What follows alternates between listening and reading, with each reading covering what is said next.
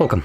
In front of me is an HONOR Magic7 Lite, and today I'll go over an unboxing along with a quick look at the device and its specifications.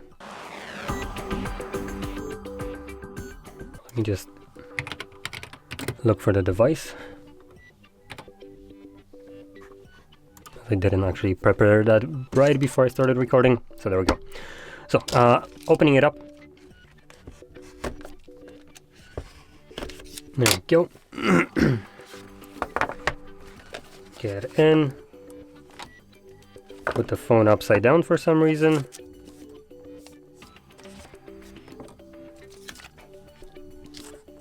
Yep, it just was straight up upside down, but I guess it can be put in anyway. Okay.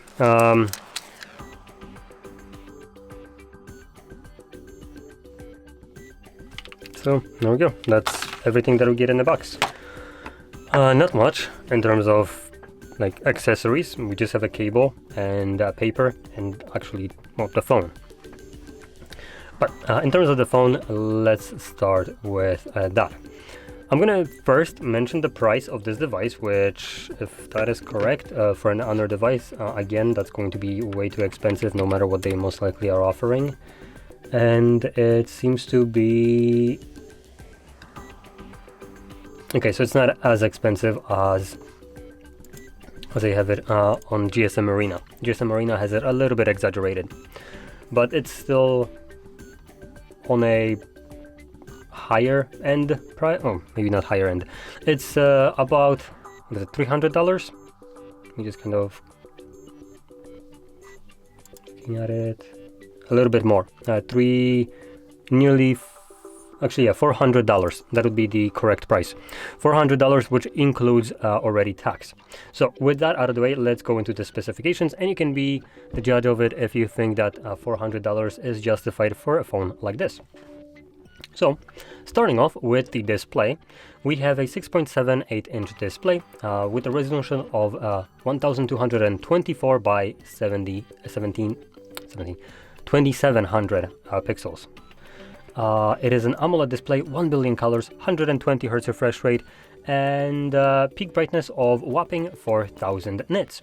It also boasts a 90% screen-to-body ratio and a pixel density of 437 pixels per inch.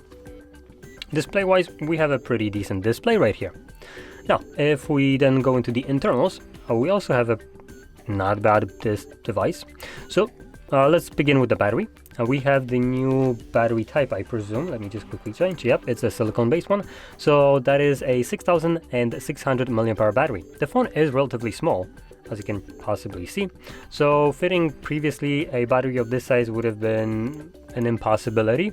But now you can have the same footprint of a battery with a higher capacity and also charge it faster. And we have a 66 watts charging speed right here. So device is small, compact, and yet it packs over 6,500 mAh battery, which is fantastic. Now, in terms of RAM, we have 8 GB of it and 256 or 512 GB of storage built in the device with no expandable storage type. Next, it is being powered by Snapdragon 6 Gen 1. Excuse me, what? Gen 1. Are you clowning me here? Is this a typo? I am going to literally go out of my way to check if this is a typo.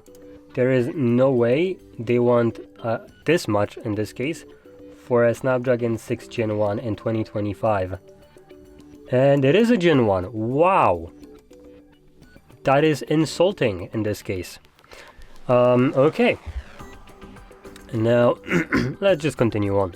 I am gonna, at the end, kind of explain where I'm coming from and why I consider this to be an absolute scam in terms of value for your money. And you can decide what you think about it with my kind of phones as a recommendation comparison to this one and also its price tag. So, finishing this off, let's now talk about the cameras. So we have what looks to be a dual camera setup only.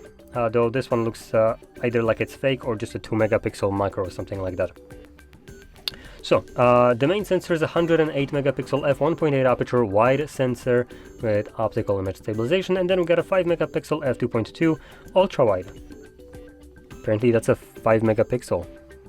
I would never have guessed that one. And it's an ultra wide with f2.2 aperture. Now those cameras you can record videos at 4K up to 30 frames and 1080p also up to 30 frames only.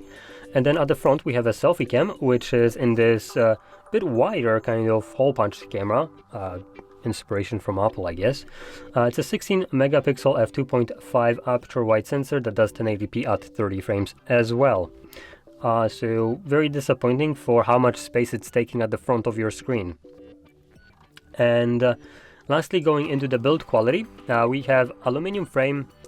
I'm pretty sure that's a glass back, but I could be wrong, and it's not mentioned here.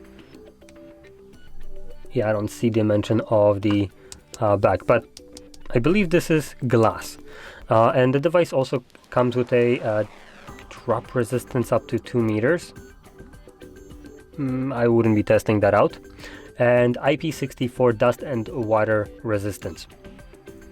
And then at the front we have unspecified glass right here, so I don't know if it's covered with a corner Gorilla Glass or something like that.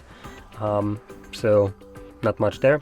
Then in terms of all around the device what's happening, we have some microphones at the top. We have on the left side nothing. On the bottom we have our SIM tray. This is dual SIM tray, microphone, charging port, speakers, and then on the right side we get our power button, volume rockers, and that's about it. And then under display fingerprint sensor. All that for whopping $400, including tax. Now if I were to now give you the recommendation of another device, that would be the CMF Phone 1 from Nothing. And that device, though it doesn't have the silicon-based battery, because of that it has only 5000 mAh battery. I'm saying only, it's still a pretty decent battery size. But it also has 6 to 8 gigabytes of RAM and more importantly a Dimensity 7300 processor, which will be faster than what this is. So this is basically Snapdragon like 7 Gen I think 2 speeds when you talking about the Dimensity, while this is Snapdragon 6. When it comes down to the Snapdragon 6, 7 and 8, these are kind of like tiers. So 6 is the lowest tier, and in that they have generations, so each generation gets faster. 7 does the same thing, and 8 does the same thing. We are right now at Gen basically 4, what could be described as Gen 4, though the naming scheme, at least for Snapdragon 8, changed into now Ultra, or something like that, or Elite, I don't remember, but whatever. So with that in mind, this is Gen 1 processor of the lowest tier of Snapdragon, at least I think it's the lowest tier, while the phone that costs half the price comes with a newer and faster, basically in terms of tiers, a higher tier processor with 1080p AMOLED display, 120 Hz refresh rate, peak brightness of 2000 nits, a 85% screen to body ratio with 400 pixels per inch density. Android wise it's going to be about the same. It comes with a expandable storage, 128 gigabytes of storage out of the box and goes up to 256, but like I said, it is expandable.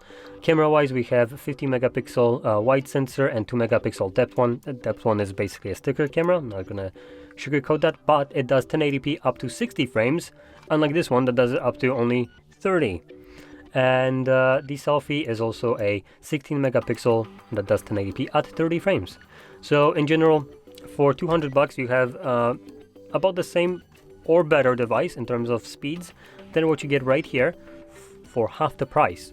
So it really boils down to how much you want to waste your money for basically a Chinese phone that would be called HONOR, but in reality we all know it's Huawei, that was going to be spying on you, and then yeah, you're just getting kind of shafted because you get to overpay for this device while not getting really anything substantial here, I would say.